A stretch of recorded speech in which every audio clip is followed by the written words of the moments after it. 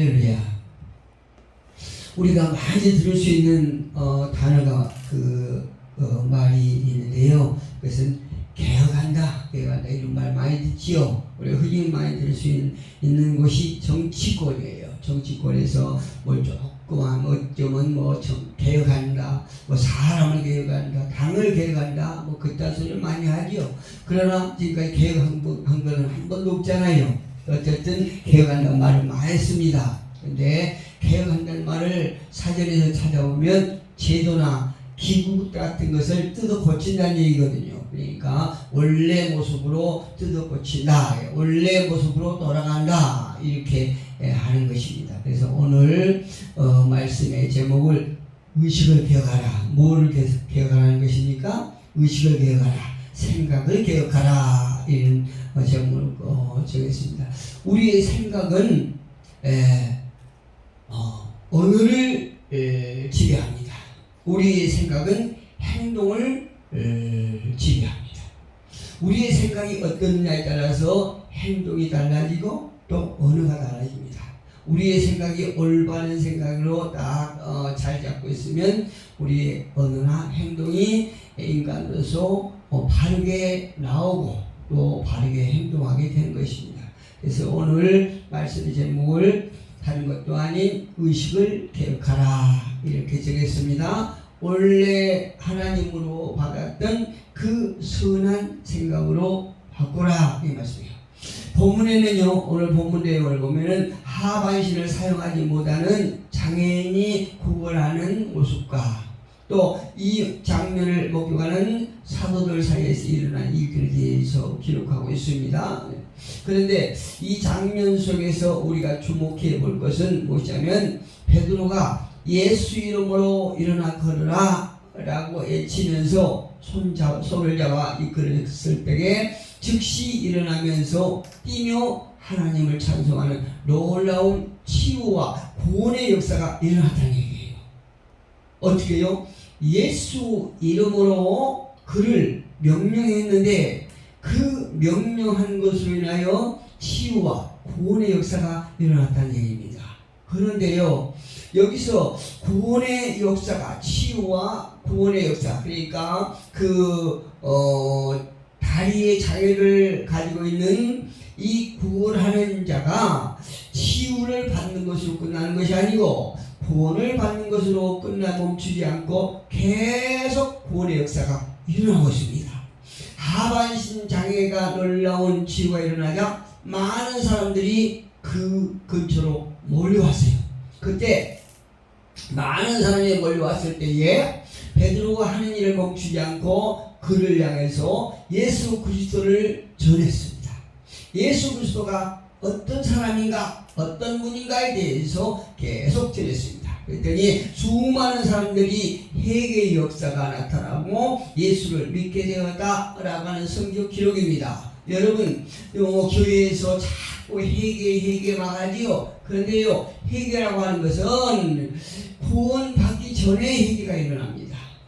회개가 일어나고 지금까지 내가 죄인이지만 죄인이란 걸 깨닫지 못하고 구원자가 예수지만 예수님을 알지 못하고 예수님을 떠나 살았던 그 삶을 깨닫고 회개할 때에 하나님께서 우리를 구원해 주는 것입니다. 많은 사람들이 구원을 이미 받았는데 회개 자꾸 어느 목사님하고 이렇게 대화하는데요, 회개했다는 말은 잘못이다, 이렇게 말씀하세요. 처음에는 저는 저 말씀이 내가 생각이 틀린 것 같은데, 그래가지고 많은 일이 자료를 한번 찾아봤어요. 그랬더니 그 목사님의 생각이 맞더라고요. 우리가 구원을 받고 회개하는 것은 죄에 대해서, 원죄에 대해서 회개를 하는 것이 아니고 인생을 살아가면서 삶 속에서 일었던, 그러니까 예수를 믿었지만 구원을 받았지만 하나님의 백성답게 살지 못했던 것에 대해서 하나님 앞에 죄를 고백하고 다시는 그 죄를 짓지 않고 하나님의 백성답게 살겠다고 하는 결심을 말하는 것입니다. 우리가 그거를 참고로 알아들었으면 참 좋겠습니다. 우리는요, 선천적으로 장애를 안고 태어나서 평생을 불구로 살아온 이 장애인의 모습을 보면서 우리의 모습을 보기를 주님의 이름으로 축복합니다. 여기서 장애인의 모습 속에서 우리의 모습을 발견할 수 있어야 된다는 얘기죠. 어떤 말입니까? 우리가 이 장애인 모습에서 우리의 모습을 볼 수 있는 것은 뭐냐면, 이 장애를 가지고 있는 이 장애인 모습에서 우리도 역시나 죄라고 하는 영적 장애를 가지고 태어난 사람이기 때문에 이 다리가 불편한 이 장애인 모습 속에서 죄라고 하는 죄인인 내 모습을 발견할 수 있어야 된다, 이 말씀이에요. 믿으십니까? 우리는 살다가요, 죄를 지은 것이 아닙니다. 우리는 엄마 뱃속에서 태어나서 이 땅에 살면서 죄를 짓는 죄인이 아니라 우리 조상 아담을 통해서 하와의 유전자를 물려받아서 선천적으로 죄의 DNA가 우리 속에 있다는 얘기예요. 그래서 어린아이를 태어난 가난한 아이들을 이게 조금씩 성장하면서 참 희한한 것이, 그들이 배우는 것은 좋은 언어를 배우는 것이 아니고 희한하게 욕부터 배우는 거예요. 그 참 알 수 없어요. 성장하면서 우리 인간들이 죄를 짓기를 참 좋아해요. 이것만 보면 우리 인간 속에 어떤 악한 것이 있다는 것을 우리가 짐작할 수 있습니다. 그래서 우리 본성 속에 죄의 DNA가 있기 때문에 그렇습니다. 그래서 우리는 예수를 믿고 그 원죄 아담과 하와를 통해서 물려받았던 그 죄에 대한 대가를 예수님께서 지불하시고, 그럼에도 불구하고 우리는 여전히 죄인이죠. 그런데 예수님께서 우리가 마땅히 죄의 대가를 지불해서 죽어야 함에도 불구하고 예수께서 그 죄를, 우리의 죄를 대신해서 죽으시고 우리를 구원하셨다. 누가요? 예수가 우리를 구원하셨다. 그래서 저와 여러분에게, 많은 사람들에게 예수를 받아들이면, 예수를 통해서 우리가 믿음으로 고백하면 예수님께서는 그 어떤 자정이라도 할지라도 그에게 너는 죄가 없다라고 이렇게 의의다 말씀해 주신다, 이 말씀이에요. 이와 같은 사실을 우리가 태어나자마자 누구라도 죄 속에 태어났다는 것을 다윗도 이렇게 고백하고 있습니다. 시편 51편 5절에 보니까요, 내가 죄악 중에 출생하였으며, 그가 태어나면서 죄를 가지고 태어났다는 얘기죠. 죄악 중에 출생하였으며 어머니가 죄 중에서 나를 잉태하였나이다. 누가 죄인이었다는 것입니까? 어머니가 죄인이었다는 것이죠.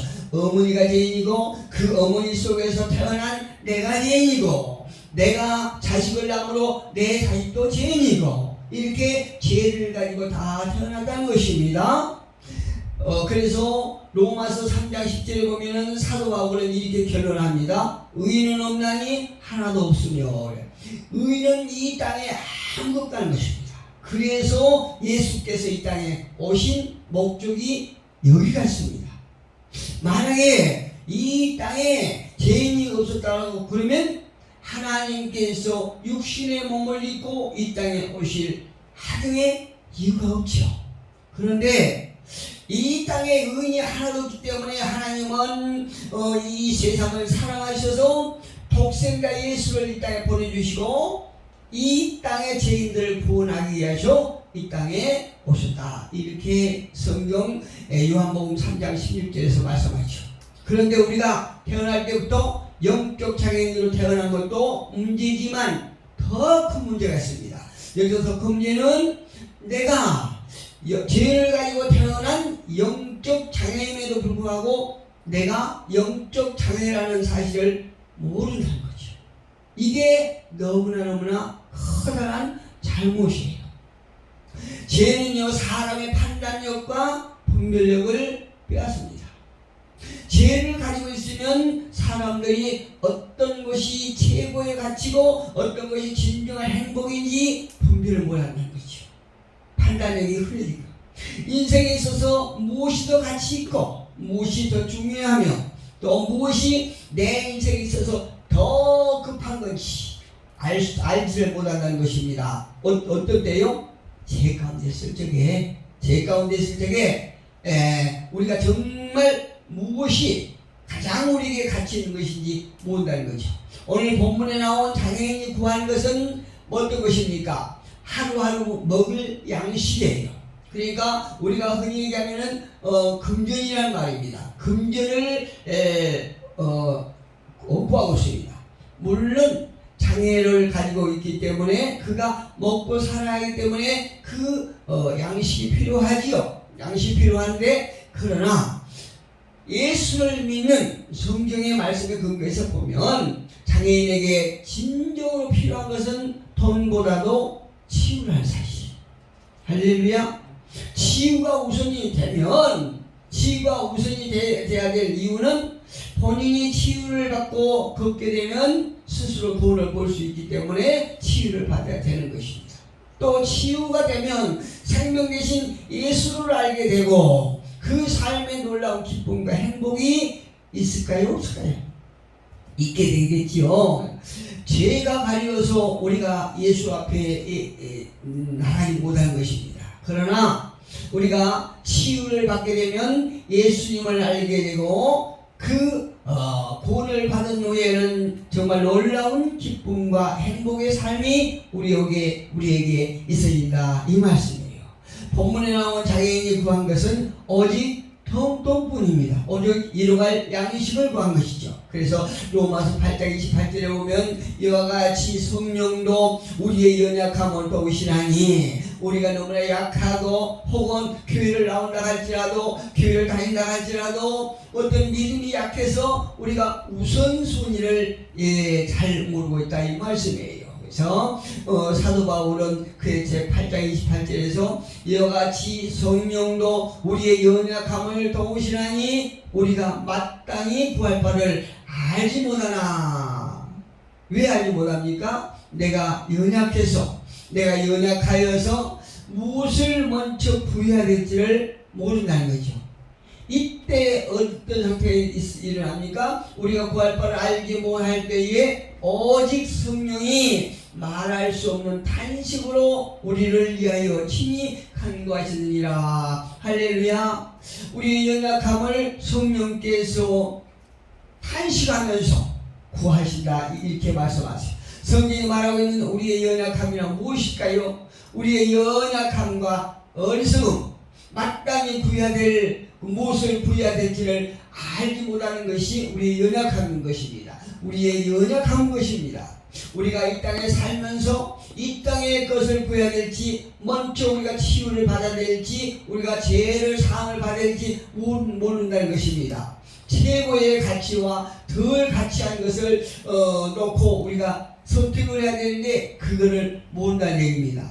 오늘날요 영적 장애를 가진 사람들은 하나님께 구하고 원하는 것이 죄의 문제가 아니라 이 땅에 여러 가지 물리적인 것이나 어떤 건강 문제 또 육체적인 편안함 이런 것을 먼저 구하는 것이 그들이 잘한 일이라고 생각하는 것이에요. 여기서 믿음의 사람들과 그렇지 못한 사람들과의 어떤 차이가 있는 것입니다. 정말로 나의 삶을 행복으로 인도하는 것은 우리가 이 땅의 것이 아니라 영원한 것 그러니까 내가 정말로 내 속에 치유를 받아야 될 이런 것들을 먼저 구하는 것이 우리는 우선되는 것이다. 이렇게 성경은 우리에게 가르쳐주고 있는 것입니다. 오늘 베드로가 장애인에게 준 것이 무엇이라고 성경은 말하고 있습니까? 6절 같이 한번 읽어볼까요? 6절 오늘 본문 6절에 보니까 베드로가 이르되 은과 금은 내게 없거니와 내게 있는 이것을 내게 주노니 나사렛 예수 그리스도의 이름으로 일어나 걸어라. 무엇을 준다요? 예수의 이름, 예수 그리스도라고 하는 이름을 주었어요. 돈이라고 하는 게 영원하지 못하지요. 물질이라고 하는 것은 영원하지 못합니다. 건강도 오래가지 못해요. 우리가 젊었을 때는, 청년 때는 그 건강이 영원할 것 같지만 그렇지 않은 것이 우리의 육신의 건강이기도 합니다. 그리고 우리가 제 가운데 늘 이렇게 쾌락이나 즐거움을 구하지만, 그리고 그 가운데 우리가 머물기를 원하지만 절대 쾌락 같은 것도 이렇게 한순간 뿐인 것입니다. 그러나 예수님을 소개해 준다라고 그러면, 그리고 예수를 받아들인다면, 예수를 만나게 해준다면, 누구에게? 내가 받았던 예수를, 예수 이름을, 내가 가지고 있던 예수 이름을 남들에게 만나게 해준다면, 예수님은 누구인지, 어떤 장애를 가지고 있는 죄인도 다 치유를 하시고요, 영원히 함께 하시며, 그가 이 땅에 사는 날 동안 필요를 채워줄 줄로 믿습니다.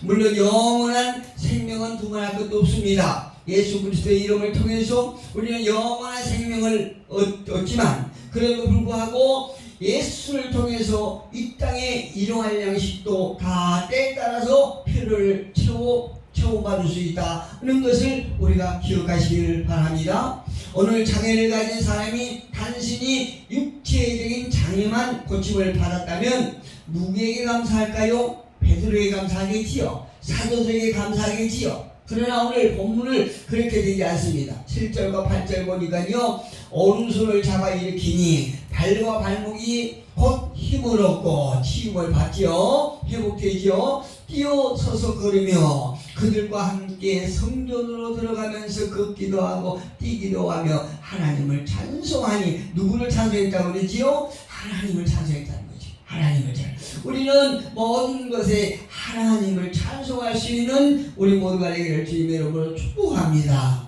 그가 고침을 받고 뛰어간 것은 가족들이 아니라 성전으로 들어가서 하나님을 찬송했다고 그러지 않습니까? 하나님을 찬송한 것은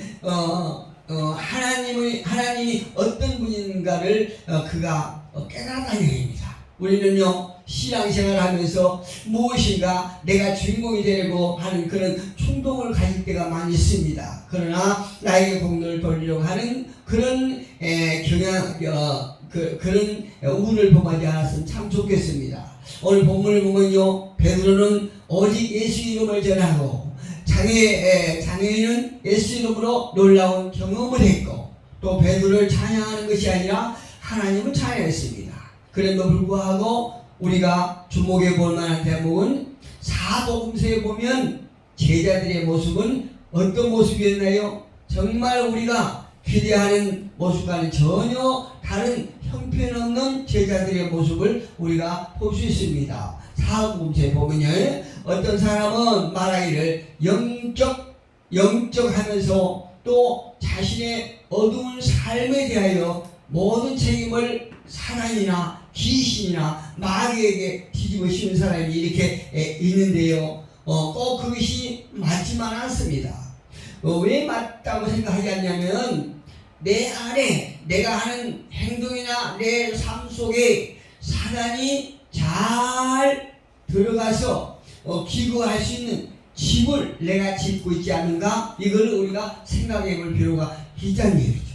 내 안에 귀신이나 마귀가, 어떤 사단이 내 안에서 먹고 지낼 만한 이런 더러운 것들이 있기 때문에 나를 이용하는 것이다, 이 말씀이에요.